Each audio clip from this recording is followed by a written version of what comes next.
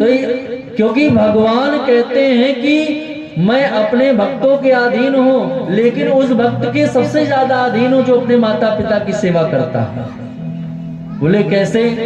बोले पुंडरीक जी महाराज थे, वो अपने माता पिता की नित्य सेवा किया करते थे। अपने माता पिता को, जब वह वृद्धावस्था में माता पिता थे, तो उनको नहलाते धुलाते खिलाते पिलाते खाना बनाते, बहुत सेवा करते।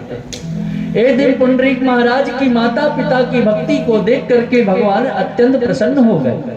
प्रसन्न होकर के भगवान ने कहा, आज मैं पुंडरीक को दर्शन देने जाऊंगा।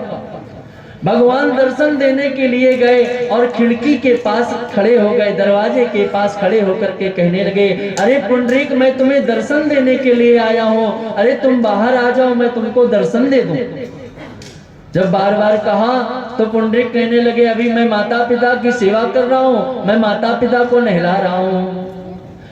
जब पुंडरीक जी ने माता पिता को नहला लिया तो भगवान फिर कहने लगे, अरे भैया पुंडरीक आ जाओ, मैं तुम्हें दर्शन देने के लिए आया हूँ, मैं तुम्हारी भक्ति से, तुम्हारी माता पिता की भक्ति से अत्यंत प्रसन्न हुआ हूँ।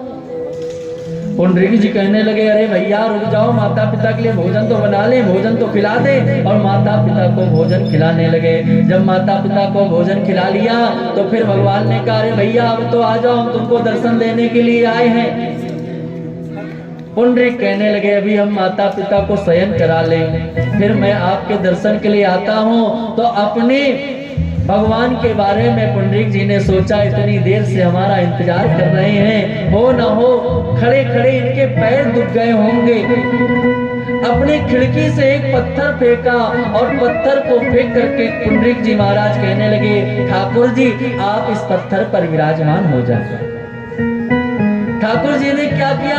बोले ठाकुर जी ने जो है दोनों चरण उस पत्थर पर रखे और दोनों चरण रखने के बाद अपने दोनों हाथों को कमर पर रख लिया। और आज जब ठाकुर जी ने ऐसा किया तो पुंडरीक जी महाराज आए और पुंडरीक जी महाराज ने अपने ठाकुर जी को ऐसी छवि में देखा तो देख करके उनका मन अत्यंत प्रसन्न हो गया। मन में सोचने लगे और कहने लगे कि ठाकुर जी आप कितने सुंदर दिख रहे हैं। और ठाकुर जी मुस्कुरा रहे हैं। ठाकुर जी को मुस्कुराता हुआ देख करके पुंडरीक जी ने कहा कि अब महाराज हम क्या कहें, आपके दर्शन तो कर लिए। बोले हमारे दर्शन का एक फल है, कुछ वरदान मांग लो। बोले कुछ नहीं चाहिए। बोले कुछ तो मांगो।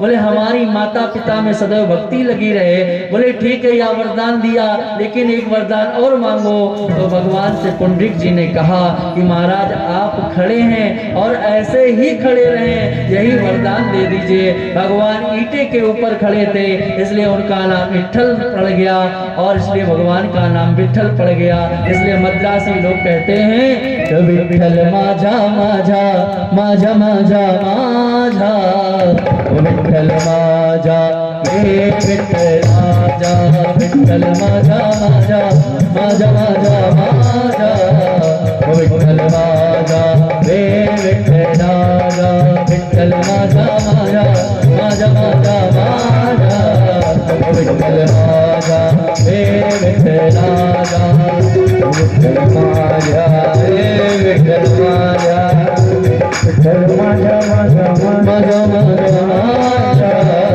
विट्ठल माझा वे विट्ठल माझा।